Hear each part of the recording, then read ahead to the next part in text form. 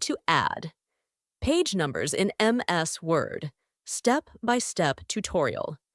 Adding page numbers to your Microsoft Word document is a simple yet essential skill for organizing your work, whether it's an essay, report, or book. Follow these easy steps to insert page numbers like a pro. Launch Microsoft Word and open the file where you want to add page numbers.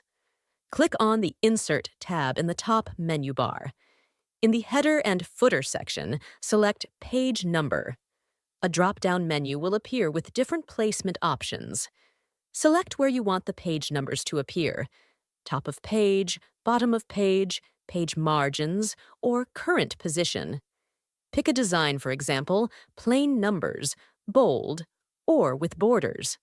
Word will automatically insert page numbers on every page. To start numbering from a specific page or change formatting, double-click the header footer, then use the Page Number Format option.